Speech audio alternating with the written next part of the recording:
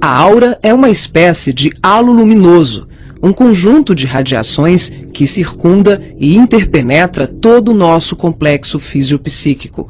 Conhecida também como psicosfera, fotosfera psíquica, veículo ou túnica de forças eletromagnéticas, ela é composta pelo conjunto de emanações dos diferentes campos multidimensionais ou corpos. Apresentamos aqui uma visão total de sua forma ovalada, onde temos o corpo físico, o duplo etérico, o corpo astral, o corpo mental, o corpo causal e os centros de força. Através da animação em 3 dimensões, podemos notar com maior clareza que a nossa aura não começa na superfície do corpo físico. Ela é formada por camadas, conhecidas como campos sutis ou campos dimensionais. O corpo físico é a parte mais interna do nosso complexo. As camadas mais externas e sutis revestem e interpenetram todas as estruturas das camadas mais densas. O corpo mental envolve o corpo astral, o duplo etérico e o corpo físico. Na cor amarela, vemos a aura mental, de cor rosa, a aura astral, e na cor azul, o duplo etéreo. Essa atmosfera fluídica envolve todo o nosso sistema físico, revestindo os órgãos, tecidos e células com energias vitais, astrais e mentais. Dessa forma, o pensamento circula por todos os escarninhos do nosso sistema orgânico e psíquico. Na medida em que pensamos, automaticamente alteramos o nosso campo celular. Todos os estados de bem-estar ou de enfermidade são consequências dos conteúdos mentais e emocionais. Sua multiplicidade de cores, suas formas e alterações, quando analisadas e estudadas, podem indicar os estados de saúde e emocional do ser humano.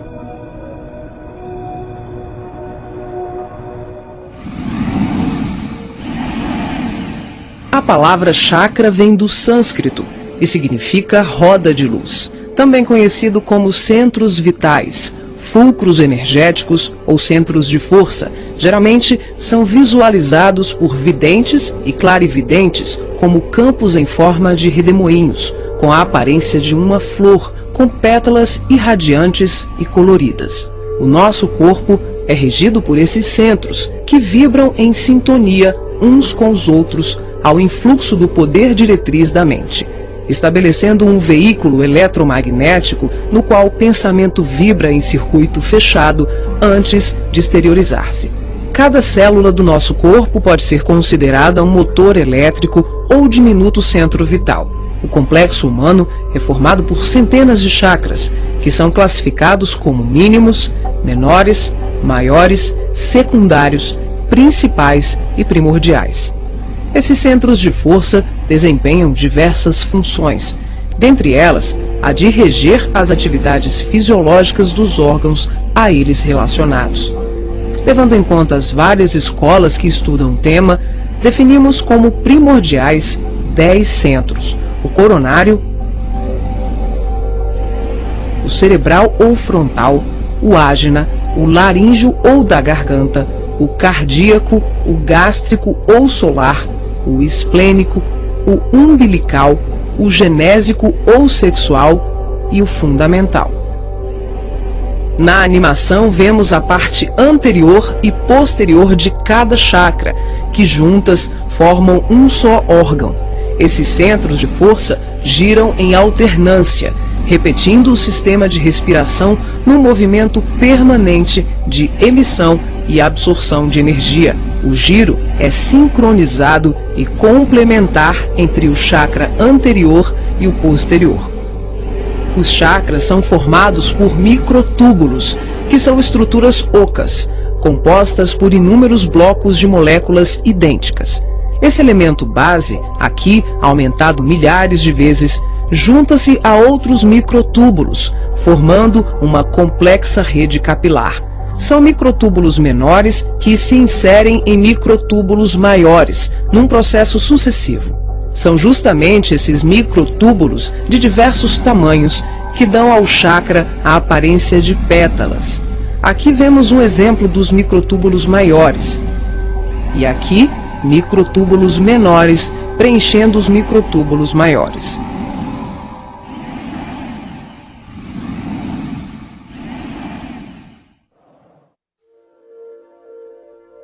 Assim como os chakras, a aura também é formada por microtúbulos, que podem ser vistos com maior precisão no duplo etérico.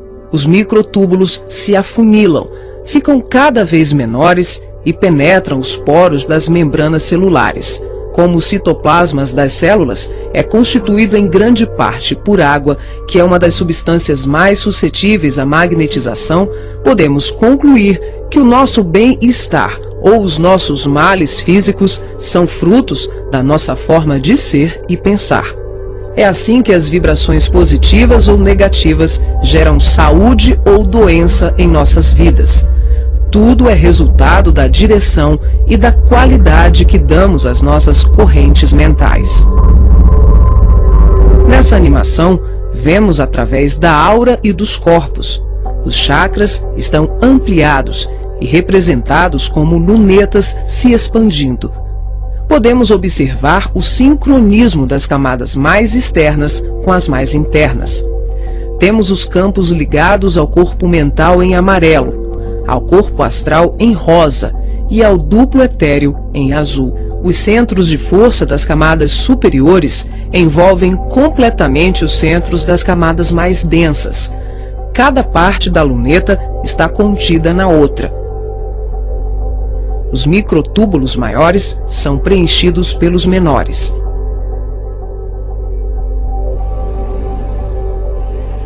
Responsável também por funções psíquicas, os chakras estão relacionados com algumas capacidades de percepção. São núcleos importantíssimos em vários processos mediúnicos, formando uma rede complexa de assimilação, armazenamento e emissão de vibrações ou energias mentais ou sutis. Os centros de força podem ser considerados portais dimensionais, por onde fluem as correntes mentais que assimilamos e emitimos em regime de sintonia durante as diversas manifestações medianímicas.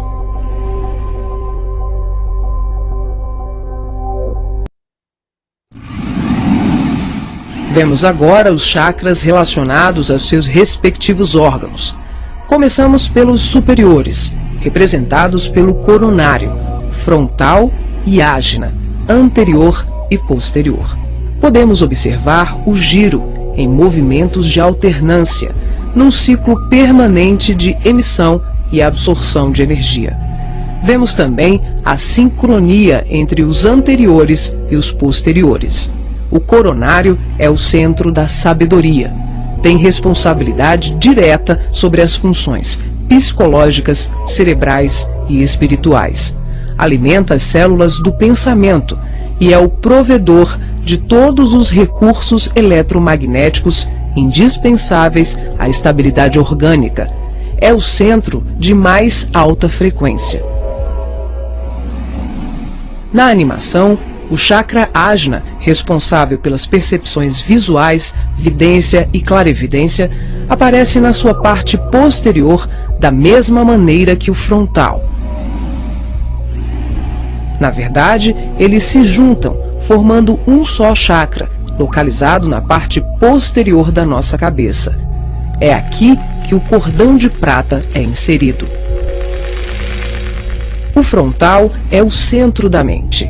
Responde pelas funções da visão, da audição, do olfato e ainda administra o sistema nervoso central.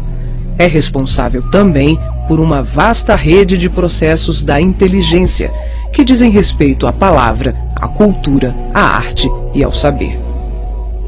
O chakra laríngeo é o centro da expressão, regula a fonia, o sistema respiratório, o processo digestivo inicial, a pressão arterial e corresponde-se com as glândulas tireoide e paratireoide.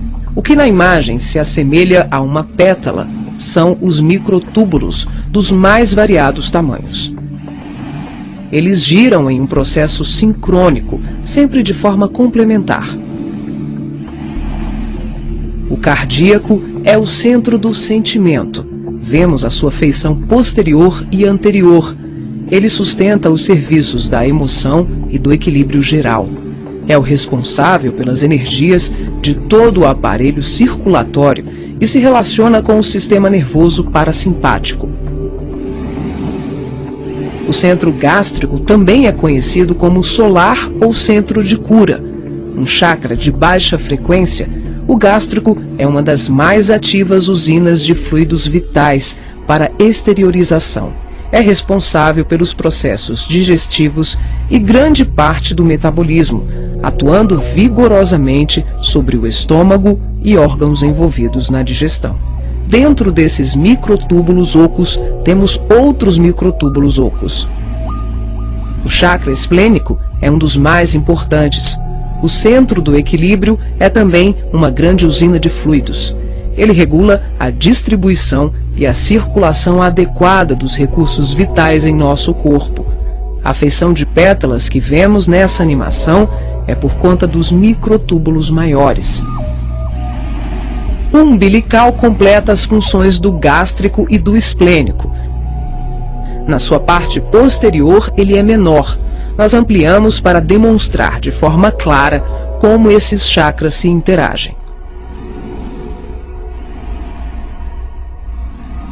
O genésico, conhecido também como chakra sexual, é o centro das formas e elevação. Exerce grande importância nos processos genésicos. Elabora densos campos fluídicos que, quando bem canalizados, podem propiciar vigorosos potenciais energéticos no campo do amor e da criatividade. O chakra fundamental trabalha como se fosse o posterior do coronário. Ele está na base inferior da coluna vertebral, na região do períneo, entre o ânus e os órgãos genitais. Forma, junto com o genésico e o básico, uma tríade, tão importante como o coronário, o frontal e o ágina.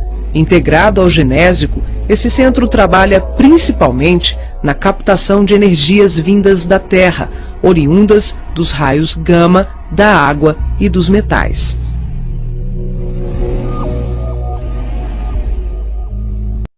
Nessa animação, representamos o processo de desdobramento dos diferentes corpos. Vemos aqui a projeção ou saída dos corpos sutis do homem. O corpo físico permanece.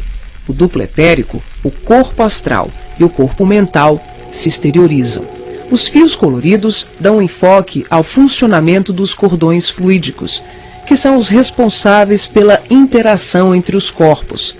Para ressaltar os fluxos mental, emocional e vital, subdividimos o cordão de prata, que assimila todos os fluxos, em 3. O cordão de prata propriamente dito, que liga o corpo físico aos demais corpos sutis, aqui representando apenas o fluxo mental. Em amarelo, o detalhamento do fluxo emocional.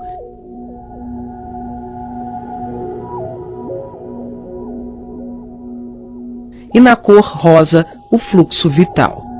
Esses cordões são semelhantes ao cordão umbilical, porém, a densidade deles é muito mais sutil. São, por assim dizer, vaporosos, uma espécie de laços aeriforme, luminescentes, e varia de acordo com a dimensão da região espiritual onde o ser se encontra. Quando ocorre esse tipo de desdobramento em que o duplo etérico, o corpo astral e o corpo mental se deslocam juntos, o médium não consegue alcançar grandes distâncias, devido à densidade do corpo etérico, que em síntese são emanações neuropsíquicas do corpo físico. Dessa forma, o espírito fica nas imediações do organismo carnal, e sua saída ou projeção é geralmente por tempo limitado.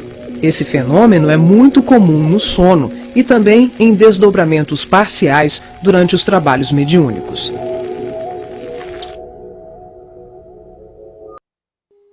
Nesse exemplo de desdobramento, a projeção se inicia com a exteriorização dos 3 corpos sutis, o duplo etérico, o corpo astral e o corpo mental. Em seguida, O passivo devolve ao corpo físico os eflúvios vitais, conhecidos em seu conjunto como duplo etérico, que tem como uma de suas funções assegurar o equilíbrio entre a alma e o corpo de carne, garantindo o calor indispensável à colmeia celular. Desembaraçado dos veículos mais densos, corpo físico e duplo etérico, o médium se desloca com o corpo astral, envolvido pelo corpo mental e pelos outros corpos mais sutis, aqui não representados. Ao devolver as energias neuropsíquicas, o médium projetado fica, por assim dizer, mais leve e ágil, o que lhe permite uma melhor condição de trabalho e observação, além de lhe possibilitar o deslocamento para regiões diversas.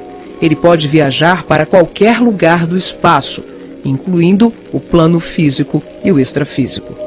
O corpo astral envolvido pelo corpo mental fica permanentemente conectado ao corpo físico pelo cordão de prata, que também é conhecido como cordão fluídico.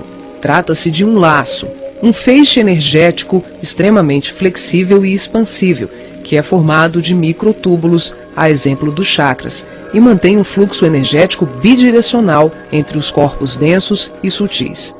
Esse fluxo vibratório de nutrição faz com que o espírito perceba, de imediato, tudo aquilo que possa vir a ocorrer ao corpo físico durante o desdobramento. Na volta, podemos observar como ocorre a reentrada dos corpos mais sutis, na conjugação com o corpo físico e etérico. Aqui temos o desdobramento do corpo mental. Os 3 corpos saem. O médium devolve ao corpo o duplo etéreo e apenas o corpo mental se projeta. A animação demonstra que em qualquer tipo de desdobramento, os corpos permanecem conectados entre si através do cordão de prata e dos fluxos energéticos. Em relação ao corpo mental, ocorre muito mais um fluxo mento-emotivo que propriamente um cordão densificado, como mostra o vídeo.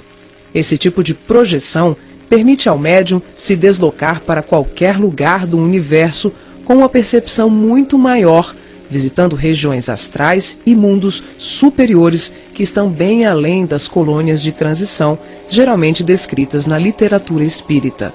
O corpo mental é o envoltório sutil da mente. Tem a forma ovalada ou ovoide, que define o formato da totalidade da nossa aura. O mental também é o responsável pela formação do corpo perispiritual ou corpo astral. É o corpo que permanece quando perdemos os demais corpos, por avanço evolutivo, por desequilíbrio profundo, como na ovoidização, ou em operações atinentes a certos renascimentos na crosta terrena. É por essa razão que os espíritos que perderam os corpos mais densos, corpo físico, duplo etérico e corpo astral, por monodeísmo, permanecendo envolvidos apenas pela túnica mental, são chamados de ovoides ou esféricos. Essa animação exemplifica como se dá a interação por expansão da consciência, sem que haja nenhuma dissociação dos corpos densos e sutis. As percepções dos mundos astral e mental, além das comunicações mediúnicas especiais, como a recepção de correntes de pensamentos, podem ser realizadas sem que haja o desdobramento de nenhum dos nossos corpos. Esse fenômeno se manifesta pela expansão simples e ampla da consciência. É um processo interior de qualificação e sutilização do medianeiro, um acesse. O ser vê, ouve, percebe e interage com outros seres e diversos mundos, sem que ocorra uma saída, uma viagem, um deslocamento. O espírito pode estar em vários locais ao mesmo tempo e perceber, tomar conhecimento de tudo o que o cerca e tudo o que o envolve a grandes distâncias. É o todo em cada parte, é cada ponto contendo o todo.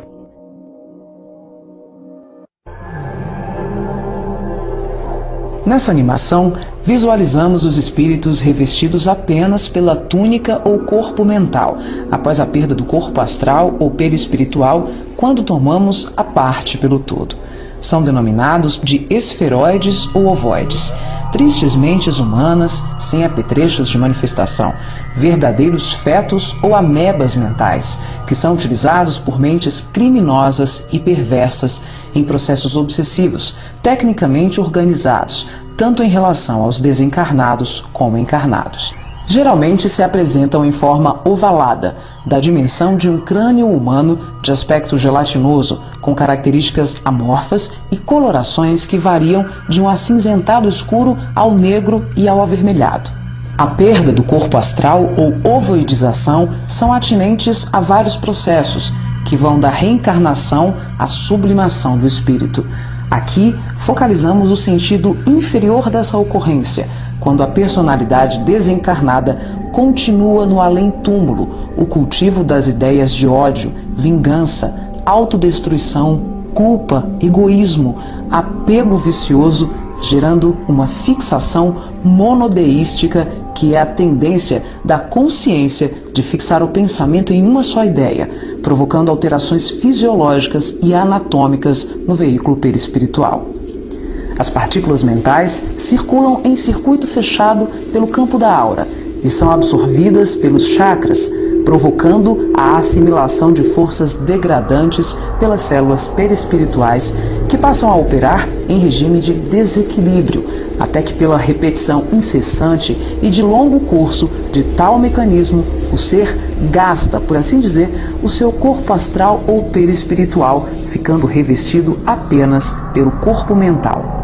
Como a mente é o fundamento organizador de todos os nossos tecidos grosseiros e sutis, as cristalizações do pensamento em circuito fechado, em verdadeiros processos de auto-hipnose, de ondas negativas, de ódio, mágoas e diversos outros sentimentos de baixa vibração, acabam gerando uma atrofia do corpo espiritual da criatura em desequilíbrio, perdendo temporariamente o desenho humano.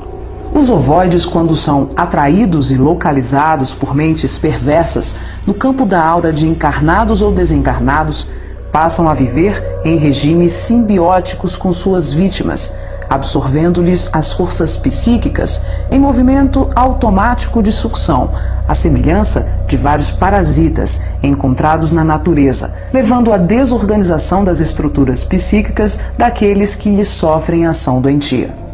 Dependendo das parcelas de créditos e débitos entre os litigantes de tão triste quadro, as relações vindicativas podem se prolongar para além da morte física do hospedeiro.